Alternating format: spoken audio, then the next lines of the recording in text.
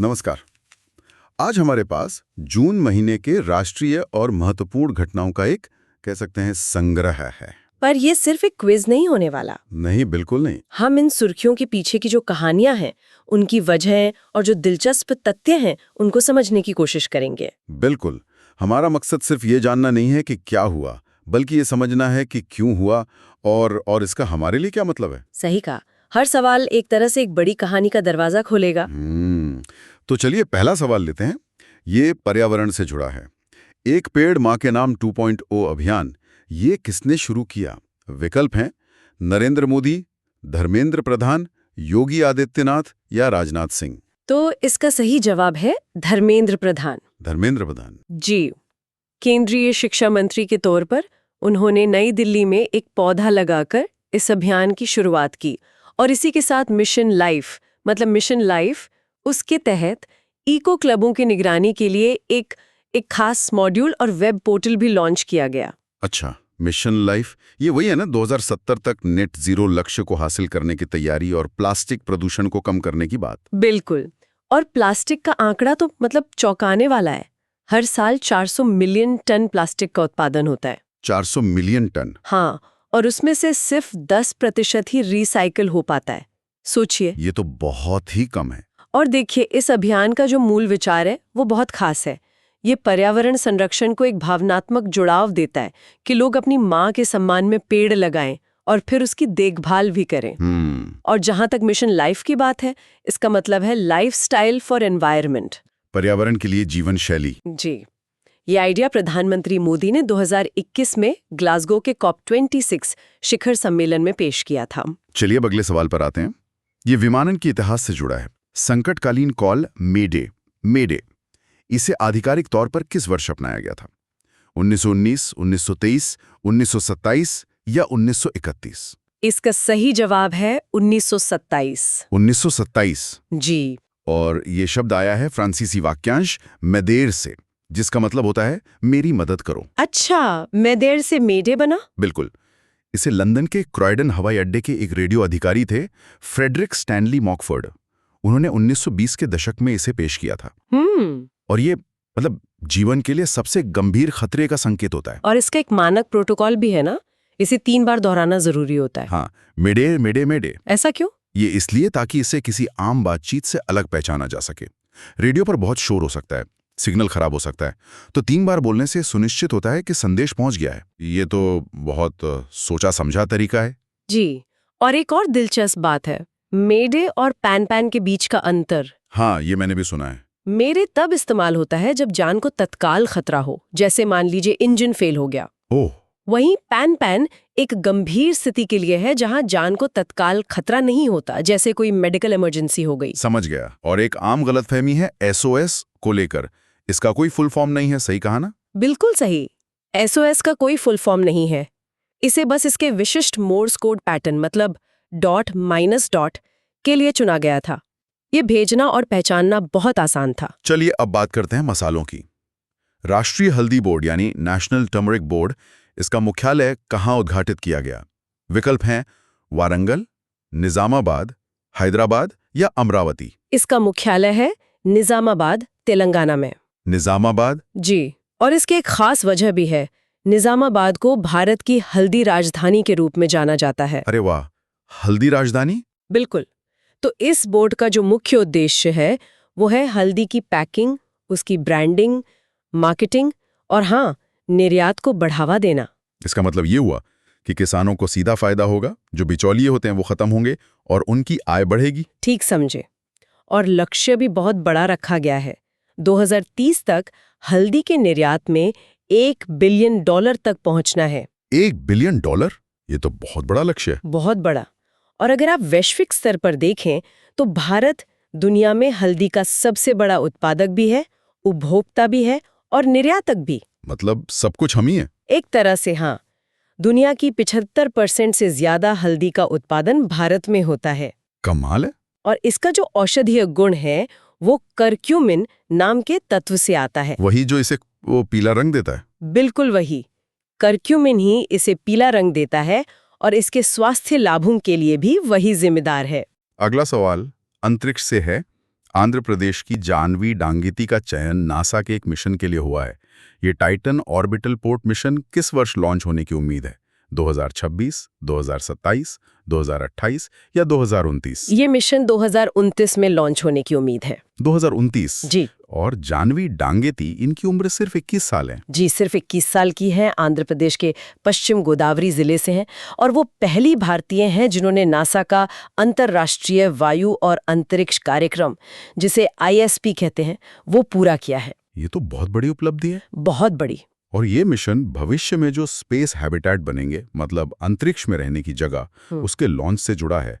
ये सोचना ही कितना रोमांचक है कि वो भविष्य के अंतरिक्ष के बुनियादी ढांचे में अपना योगदान देंगी। हाँ, और ISP प्रोग्राम अपने आप में नासा का एक बहुत ही प्रतिस्पर्धी शैक्षिक कार्यक्रम है। मतलब इसमें चयन होना आसान नहीं होता होगा। नहीं, बिल्कुल नहीं।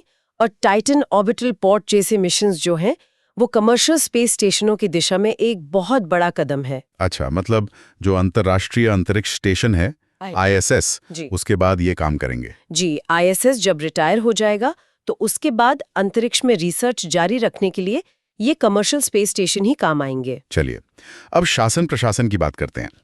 भारत के लोकपाल द्वारा अपनाया गया नया आदर्श वाक्य यानी मोटो क्या है? नया आदर्श वाक्य है, नागरिकों को सशक्त बनाए, भ्रष्टाचार का पर्दाफाश करें। ये तो काफी सीधा और एक्शन ओरिएंटेड लगता है। जी, इससे पहले का जो आदर्श वाक्य था वो था मा गृधा कस्य स्विधनम, जिसका मतलब था किसी के धन के प्रति लालची मत बनो। बिल्कुल। और आपको पता है, लोकपाल एक स्वतंत्र सांविधिक निकाय है जिसे 2013 के अधिनियम के तहत स्थापित किया गया था। और लोकपाल शब्द का भी अपना एक इतिहास है। इसे 1963 में LM सिंघवी ने गढ़ा था। सही कहा, लोगों का रक्षक। और भारत के पहले लोकपाल पिनाकी चंद्र घोष थे। जी, और इसका जो अधिकार क्षेत्र है वो बहुत व्यापक है। मतलब कौन कौन आता है इसके दायरे में? प्रधानमंत्री, कुछ अपवादों के साथ सभी मंत्री, सांसद और ग्रुप A से लेकर ग्रुप D तक के सभी अधिकारी, इन सबके खिलाफ भ्रष्टाचार के आरोपों की ये जांच कर सकता है। मतलब लगभग पूरी सरकारी मशीनरी। एक तरह से, हाँ। अच्छा, एक और सवाल पर्यावरण दिवस से जुड़ा है। विश्व पर्यावरण दिवस 2025 पर प्रधानमंत्री मोदी ने कौन सा पौधा लगाया था? नीम, पीपल, बरगद या सिंदूर? उन्होंने सिंदूर का पौधा लगाया था। सिंदूर का पौधा। जी, और ये पौधा उन्हें गुजरात के कच्छ की उन बहादुर महिलाओं ने उपहार में दिया था जिन्होंने 1971 के भारत पाकिस्तान युद्ध के दौरान, हाँ, वो कहानी, जिन्होंने क्षतिग्रस्त हवाई पट्टी की मरम्मत की थी। बिल्कुल। उन्हीं महिलाओं ने, प्रधानमंत्री ने इसे महिलाओं के साहस और प्रेरणा का प्रतीक बताया। तो ये सिर्फ एक पौधा लगाना नहीं था, ये इतिहास के एक साहसी अध्याय को सम्मान देना था। सही कहा। उन महिलाओं को भुज की वीरांगनाएं भी कहा जाता है। मादापार गांव की 300 महिलाओं ने अपनी जान जोखिम में डालकर सिर्फ 72 घंटों में, सिर्फ 72 घंटे में? हाँ, सिर्फ 72 घंटों में उस हवाई पट्टी की मरम्मत कर दी थी। अद्भुत। और सिंदूर का पौधा, जिसे लिपस्टिक ट्री भी कहते हैं, उसके बीजों से वो लाल रंग का पाउडर निकलता है। चलिए, अब भारत की आर्द्र भूमियों यानी वेटलैंड्स पर आते हैं। भारत में अब कुल कितने रामसर स्थल, रामसर साइट्स हो गए हैं?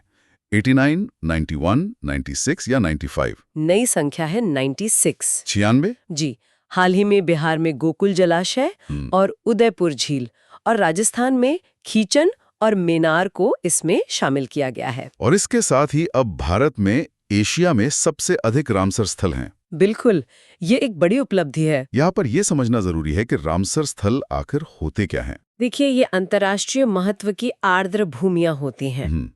रामसर कन्वेंशन 1971 में ईरान के रामसर शहर में अपनाया गया था, इसीलिए इसका नाम रामसर साइट्स पड़ा। और आर्द्र भूमियों को पृथ्वी का गुर्दा यानी किडनीज ऑफ द अर्थ भी कहा जाता है। पृथ्वी का गुर्दा? ऐसा क्यों? क्योंकि जैसे हमारी किडनियां हमारे खून को साफ करती हैं, वैसे ही ये वेटलैंड्स पानी को फिल्टर करती हैं।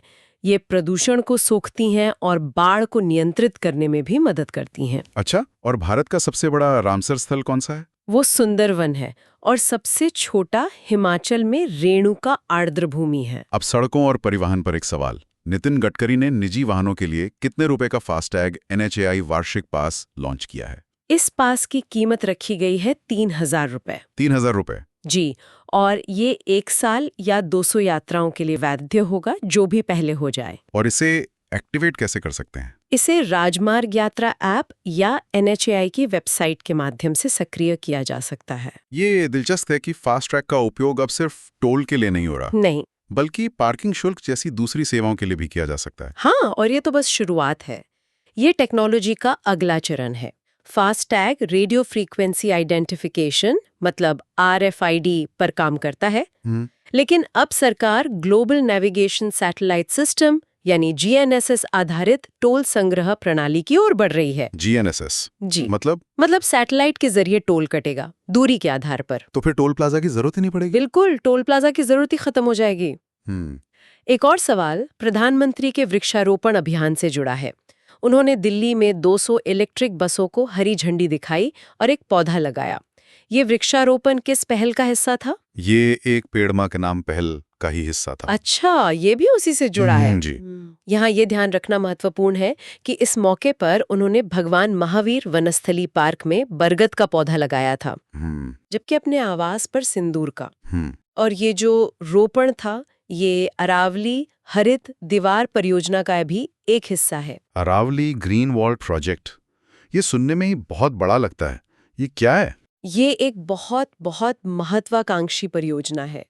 इसका लक्ष्य है अरावली पर्वतमाला के 700 किलोमीटर के क्षेत्र में 700 किलोमीटर? जी, 700 किलोमीटर के क्षेत्र में फिर से जंगल उगाना है, और ये 4 राज्यों को कवर करता है। कौन कौन से राज्य हैं ये?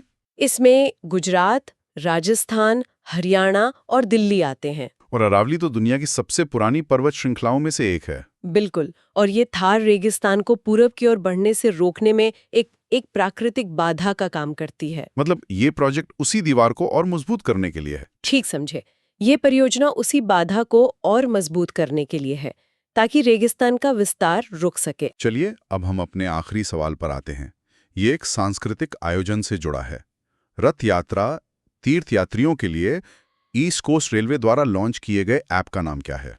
इस ऐप का नाम है ECO यात्रा। ECO और यात्रा? जी, इसका उद्देश्य है पुरी में रथ यात्रा के लिए जो लाखों तीर्थयात्री आते हैं, उनको रियल टाइम रेलवे जानकारी देना। तो ये एक तरह का वन स्टॉप डिजिटल समाधान हो गया, जिसमें यात्रा की योजना, ट्रेनों की समय सारणी, टिकट बुकिंग की सहायता और यहाँ तक कि आवास की जानकारी भी शामिल है। ये तो बहुत सुविधाजनक है। जी हाँ, और ईस्ट कोस्ट रेलवे, जिसका मुख्यालय भुवनेश्वर में है, वो भारत के सबसे महत्वपूर्ण रेलवे जोन में से एक है, खासकर माल ढुलाई के मामले में। तो ये ऐप टेक्नोलॉजी का एक बेहतरीन उदाहरण है कि कैसे इसे बड़े पैमाने पर लोगों की सुविधा के लिए इस्तेमाल किया जा सकता है। तो ये था हमारा आज का सफर।